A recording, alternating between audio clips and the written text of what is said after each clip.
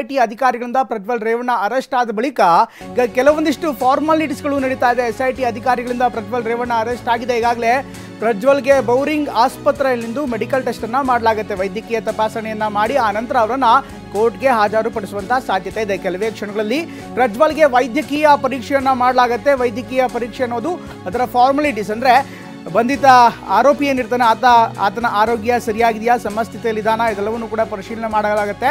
ಇನ್ನು ಪ್ರಜ್ವಲ್ಗೆ ಕರೆತರೋದಾಗಿ ಆಸ್ಪತ್ರೆ ಮುಖ್ಯಸ್ಥರಿಗೆ SIT ಅಧಿಕಾರಿಗಳು ಈಗಾಗಲೇ ಸೂಚನೆಯನ್ನ ಕೊಟ್ಟಿದ್ದಾರೆ. ಆಸ್ಪತ್ರೆ ಮುಖ್ಯಸ್ಥರಿಗೆ ಮಾಹಿತಿಯನ್ನು ಕೂಡ ನೀಡಲಾಗಿದೆ. SIT ಅಧಿಕಾರಿಗಳ ತಂಡ ಮಾಹಿತಿ ನೀಡಿದೆ. ವೈದ್ಯರ ತಂಡವನ್ನು ಸಜ್ಜಾಗಿರಿಸಿಕೊಳ್ಳಿ ಅಂತ ಈಗ SIT ಸೂಚನೆ ಕೂಡ ಕೊಟ್ಟಿದೆ. ಒಟ್ಟಿನಲ್ಲಿ ಈ ಒಂದು ಹೈ ಪ್ರೊಫೈಲ್ ಕೇಸ್ ಆಗಿರುವಂತಹ ಹಿನ್ನೆಲೆಯಲ್ಲಿ ಪ್ರತಿಯೊಂದನ್ನು ಕೂಡ ಸೂಕ್ಷ್ಮವಾಗಿ ಮಾನಿಟರ್ನ ಮಾಡಲಾಗ್ತಾ ಇದೆ. SIT ಅಧಿಕಾರಿಗಳ ತಂಡ ಈಗಾಗಲೇ ಬೌರಿಂಗ್ ಆಸ್ಪತ್ರೆ ಸೇರಿದಂತೆ ಬೇರೆ ಬೇರೆ ಸರ್ಕಾರಿ ಆಸ್ಪತ್ರೆಗಳು ಅಂದರೆ ಬೆಂಗಳೂರಿನ ವಿಕ್ಟೋರಿಯಾ ಸೇರಿದಂತೆ ಬೌರಿಂಗ್ ಸೇರಿದಂತೆ ಬೇರೆ ಬೇರೆಯ ಪ್ರಮುಖ ಆಸ್ಪತ್ರೆಗಳಿಗೆ ಈಗಾಗಲೇ ಸೂಚನೆ ಕೊಟ್ಟಿದೆ. ಈಗ ಸಿಗ್ತಾ ಇರುವಂಥ ಮಾಹಿತಿಯ ಪ್ರಕಾರ ಅವರು ಬೌರಿಂಗ್ ಆಸ್ಪತ್ರೆಗೆ ಕರ್ಕೊಂಡು ಹೋಗಲಾಗತ್ತೆ ಅಂತ. ಆದರೆ ಕೊನೆ ಕ್ಷಣದಲ್ಲಿ ಪ್ಲಾನ್ ಚೇಂಜ್ ಆದರೂ ಕೂಡ ಅಚ್ಚರಿಯೇನಿಲ್ಲ. ಒಟ್ಟಿನಲ್ಲಿ ಇದೊಂದು ಫಾರ್ಮಾಲಿಟೀಸ್ ಆಗಬೇಕಾಗತ್ತೆ. ಬಂಧನ ಆದ ಬಳಿಕ ಅವರನ್ನು ಮೆಡಿಕಲ್ಗೆ ಕರ್ಕೊಂಡು ಹೋಗುವಂಥದ್ದು ಅಥವಾ ಮೆಡಿಕಲ್ ಟೆಸ್ಟ್ ಮಾಡಿಸುವಂಥದ್ದು ಒಂದು ಪ್ರೊಸೀಜರ್. ಆತನ ಆರೋಗ್ಯ ಹೇಗಿದೆ, ಸರಿಯಾಗಿದೆಯಾ, BP ಶುಗರ್ ಏನಾದರೂ ಇದ್ದರೆ BP ಶುಗರ್ ಕಂಟ್ರೋಲಲ್ಲಿ ಇದೆಯಾ, ಮಾನಸಿಕ ಸ್ಥಿಮಿತ ಹೇಗಿದೆ, ಇದೆಲ್ಲವನ್ನು ಕೂಡ ಸಂಪೂರ್ಣವಾಗಿ ಪರಿಶೀಲನೆ ಮಾಡಲಾಗುತ್ತೆ. ಇದರ ಜೊತೆಗೆ ಅವರ ಬ್ಲಡ್ ಸ್ಯಾಂಪಲನ್ನು ಕೂಡ ಕಲೆಕ್ಟ್ ಮಾಡಲಾಗುತ್ತೆ, ಯೂರಿನ್ ಟೆಸ್ಟ್ ಮಾಡಲಾಗುತ್ತೆ. ಇದೆಲ್ಲವನ್ನೂ ಕೂಡ as A part of procedure ಎಲ್ಲವನ್ನು ಕೂಡ ಮಾಡಲಾಗುತ್ತೆ. ಕೆಲವೇ ಕ್ಷಣಗಳಲ್ಲಿ ಈಗ ಬೌರಿಂಗ್ ಆಸ್ಪತ್ರೆಗೆ ಕರ್ಕೊಂಡ್ಬರಲಾಗುತ್ತೆ. ಪ್ರಜ್ವಲ್ಗೆ ಮೆಡಿಕಲ್ ಚೆಕಪ್ ಮಾಡಲಿರುವಂಥ ವೈದ್ಯರು ಮೆಡಿಕಲ್ ಟೆಸ್ಟ್ನ ಭಾಗವಾಗಿ ಸಂಪೂರ್ಣವಾದಂಥ ತನಿಖೆಯನ್ನು ಮಾಡಲಾಗುತ್ತೆ. ಇದಕ್ಕೆ ಒಂದು ವಿಶೇಷವಾದಂಥ ವೈದ್ಯರ ತಂಡ ಕೂಡ ಈಗಾಗಲೇ ಸಜ್ಜಾಗಿ ನಿಂತಿದೆ. ಆಸ್ಪತ್ರೆಯಲ್ಲಿ ಎಲ್ಲ ಸಿದ್ಧತೆಗಳನ್ನು ವೈದ್ಯರು ಮಾಡ್ಕೊಂಡಿದ್ದಾರೆ. ಬೌರಿಂಗ್ ಆಸ್ಪತ್ರೆಯ ಬಳಿ ಪೊಲೀಸರ ಬಂದೋಬಸ್ತ್ ಕೂಡ ತುಂಬ ಬಿಗಿಯಾಗಿದೆ. ಸಂಪೂರ್ಣ ಪೊಲೀಸರ ಸರ್ಪಗಾವಲು ಈಗ ಆಸ್ಪತ್ರೆಯ ಸುತ್ತಮುತ್ತ ಕಾಡ್ತಾ ಇದೆ. ಇದರ ಜೊತೆಗೆ BP ಶುಗರ್ ಸೇರಿ ಎಲ್ಲ ರೀತಿಯಂಥ ಟೆಸ್ಟ್ಗಳನ್ನು ವೈದ್ಯರು ಪ್ರಜ್ವಲ್ಗೆ ಮಾಡ್ತಾರೆ. ಅದೇ ರೀತಿ ದೇಹದ ತೂಕ, ಬಣ್ಣ, BP ಶುಗರ್, ಹಾರ್ಟ್ ಬೀಟ್ ಪ್ರತಿಯೊಂದನ್ನು ಕೂಡ ಅವರು ಸಹಜವಾಗಿಯೇ ಟೆಸ್ಟ್ ಮಾಡಲಾಗ್ತಾರೆ. ಇನ್ಫ್ಯಾಕ್ಟ್ ದೇಹದ ತೂಕ, ಬಣ್ಣ, BP ಶುಗರ್ ಇದೆಲ್ಲವನ್ನು ಕೂಡ ಪರಿಶೀಲನೆ ಆದ ಬಳಿಕ ಇನ್ಫ್ಯಾಕ್ಟ್ ಯಾವುದಾದ್ರು ಕಾಯಿಲೆ ಇದೆಯಾ ಅಥವಾ ಇದರ ಹಿಸ್ಟ್ರಿಯನ್ನು, ಮೆಡಿಕಲ್ ಹಿಸ್ಟ್ರಿಯನ್ನು ಕೂಡ ಸಹಜವಾಗಿ ನೋಡ್ತಾರೆ. ಯಾಕೆಂದರೆ ಕಸ್ಟಡಿ ಏನಾದ್ರು ಮುಂದೆ ಕೊಟ್ಟರೆ ಅಥವಾ ತನಿಖೆಯ ಹಂತದಲ್ಲಿ, ವಿಚಾರಣೆಯ ಹಂತದಲ್ಲಿ ಆರೋಗ್ಯ ಏನಾದ್ರು ಹೆಚ್ಚು ಕಡಿಮೆ ಆದಾಗ ಸಹಜವಾಗಿ ತೊಂದರೆ ಆಗುತ್ತೆ. ಈ ಒಂದು ಕಾರಣಕ್ಕೋಸ್ಕರ ಸಂಪೂರ್ಣ ಪ್ರಕ್ರಿಯೆಗಳನ್ನು ಅಂದರೆ ಅವರ ಆರೋಗ್ಯದ ತಪಾಸಣೆಯನ್ನು ಮಾಡಿ ಆ ನಂತರ ಅವರನ್ನು ವೈದ್ಯರ ರಿಪೋರ್ಟ್ ಆಧಾರದೊಂದಿಗೆ ಅವರ ಸಂಪೂರ್ಣ ವರದಿ ಬಂದ ನಂತರ ನ್ಯಾಯಾಧೀಶರ ಮುಂದೆ ಹಾಜರು ಮಾಡುವಂಥ ಸಾಧ್ಯತೆ ಇದೆ. ಒಟ್ಟಿನಲ್ಲಿ ಮೆಡಿಕಲ್ ಟೆಸ್ಟ್ ಆಗುತ್ತೆ. ಈಗ ಬಂಧನ ಆಗಿದೆ, ನಿನ್ನೆ ಬಂಧನ ಆದ ಬಳಿಕ ಕೆಲವೊಂದಿಷ್ಟು ಪ್ರೊಸೀಜರ್ಸ್ಗಳನ್ನು ಮಾಡಬೇಕಾಗತ್ತೆ. ತಾಂತ್ರಿಕ ಕಾರಣಗಳಿಂದ ಅದೆಲ್ಲವನ್ನು ಕೂಡ ಕಂಪ್ಲೀಟ್ ಮಾಡಲೇಬೇಕಾಗತ್ತೆ.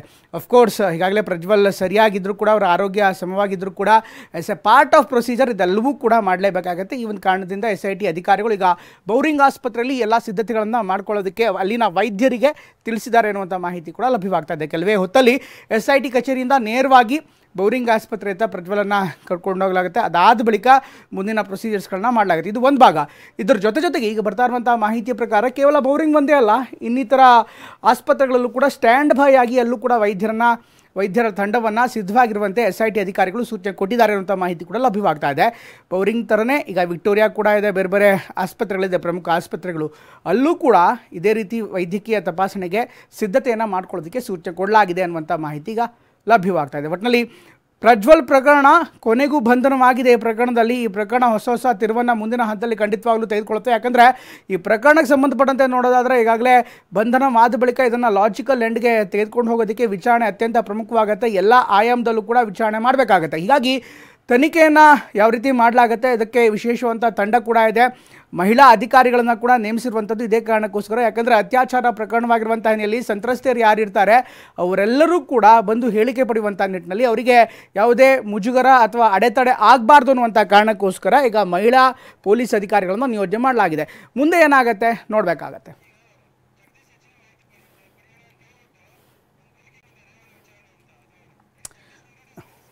ರೈಟ್. ಇದ್ರ ಜೊತೆಗೆ ಸಂಪೂರ್ಣ ಮಾಹಿತಿಯನ್ನು ನೀಡೋದಕ್ಕೆ ಪ್ರಮುಖವಾಗಿ ಬೌರಿಂಗ್ ಆಸ್ಪತ್ರೆ ಸೇರಿದಂತೆ ಈ ಮೆಡಿಕಲ್ ಟೆಸ್ಟ್ ಸೇರಿದಂತೆ ಸಂಪೂರ್ಣ ಮಾಹಿತಿಯನ್ನು ನೀಡೋದಕ್ಕೆ ನಮ್ಮ ಜೊತೆಗೆ ನಮ್ಮ ಪ್ರತಿನಿಧಿ ಜಗದೀಶ್ ಜಾಯ್ನ್ ಆಗ್ತಾ ಇದ್ದಾರೆ. ಜಗದೀಶ್ ಬಳಿ ಸಾಕಷ್ಟು ಮಾಹಿತಿ ಕೂಡ ಇದೆ, ಸಾಕಷ್ಟು ಅಪ್ಡೇಟ್ಸ್ಗಳನ್ನ ತಗೋತೀನಿ ಜಗದೀಶ್.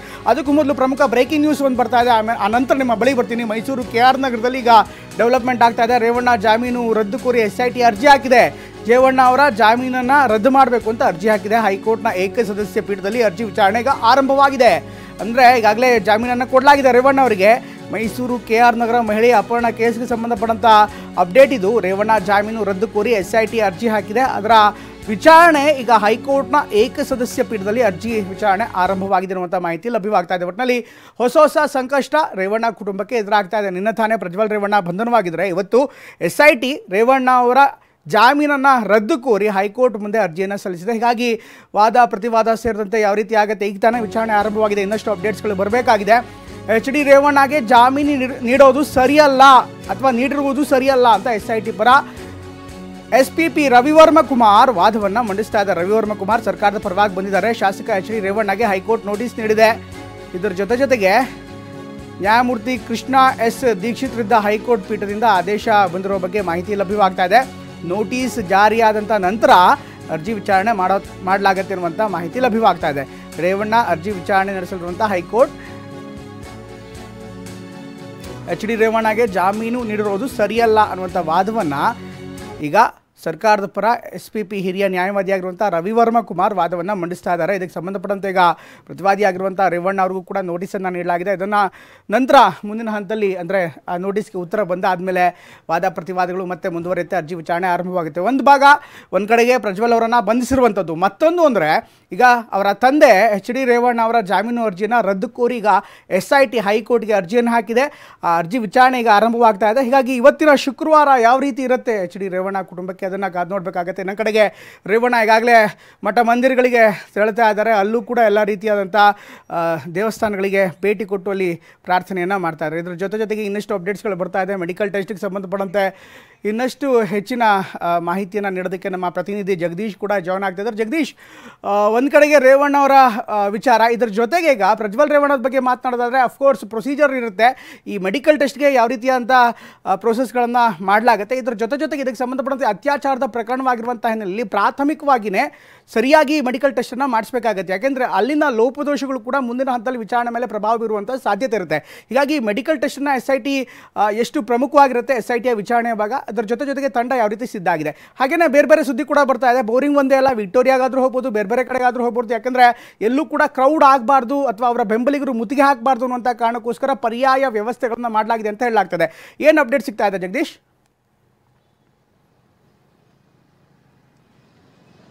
ಖಂಡಿತ ಪ್ರಮೋದ್, ಈಗಾಗಲೇ SIT ಪ್ರಜ್ವಲ್ನ ವಶಕ್ಕೆ ಪಡೆದುಕೊಂಡು ನಂತರ ಅರೆಸ್ಟ್ ಪ್ರೊಸೀಜರ್ ಅನ್ನ ಕೂಡ ಈಗಾಗಲೇ ಮುಕ್ತಾಯಗೊಳಿಸಿದೆ. ಆ ನಿಟ್ಟಿನಲ್ಲಿ ಈಗಾಗಲೇ ಪ್ರಕರಣಕ್ಕೆ ಸಂಬಂಧಿಸಿದಂತೆ ಒಂದಿಷ್ಟು ಹೇಳಿಕೆಗಳನ್ನ, ಜೊತೆಗೆ ಈ ಪ್ರಕರಣಕ್ಕೆ ಸಂಬಂಧಿಸಿದಂತೆ ಇಲ್ಲಿವರೆಗೂ 1 ವರ್ಷನ್ ಮಾತ್ರ ಕೇಳಿ ಬಂದಿತ್ತು. ಅಂದ್ರೆ ಏನೋ ಈಗಾಗಲೇ ವಿಡಿಯೋ ವೈರಲ್ ಆಗಿತ್ತು, ಜೊತೆಗೆ ಅದರಲ್ಲಿ ಇದ್ದಿದ್ದ ಒಂದಷ್ಟು ಆಡಿಯೋಗಳು, ಒಂದಿಷ್ಟು ಅಸ್ಪಷ್ಟವಾದಂತಹ ಫೋಟೋಗಳನ್ನ ಆಧರಿಸಿಕೊಂಡು ಇದು ಪ್ರಜ್ವಲ್ ರೇವಣ್ಣ ಅನ್ನುವಂತ ಒಂದು ವಿಚಾರಗಳು ಕೂಡ ಕೇಳಿ ಬಂದಿತ್ತು. ಆ ನಿಟ್ಟಿನಲ್ಲಿ ವೈರಲ್ ಆದಂತಹ ಒಂದು ಏನು ವಿಡಿಯೋಗಳನ್ನ ಆಧರಿಸಿಕೊಂಡು, ಜೊತೆಗೆ ಈಗಾಗಲೇ ಈ ಪ್ರಕರಣಕ್ಕೆ ಸಂಬಂಧಿಸಿದಂತೆ ಒಂದಷ್ಟು ಸಂತ್ರಸ್ತೆಯರು ಕೂಡ ಬಂದು ನಮಗೆ ಅನ್ಯಾಯ ಆಗಿದೆ, ಈ ರೀತಿಯಾಗಿ ಆಗಿದೆ ಅನ್ನುವಂತಹ ನಿಟ್ಟಲ್ಲಿ ಕೊಟ್ಟಂತಹ ದೂರುಗಳ ಸಂಬಂಧವಾಗಿ ಈಗಾಗಲೇ ಹೇಳಿಕೆಗಳನ್ನ ಪಡೆದುಕೊಂಡು ಒಂದಿಷ್ಟು ಮಹಜರ್ಗಳನ್ನ ಮಾಡಿ ಈಗಾಗಲೇ ಸಾಕಷ್ಟು ಒಂದು ಸಾಕ್ಷಿಗಳನ್ನ ಕಲೆ ಹಾಕುವಂತ ನಿಟ್ಟಲ್ಲಿ ಒಂದು ಹಂತದ ತನಿಖೆ ನಡೆದಿದೆ.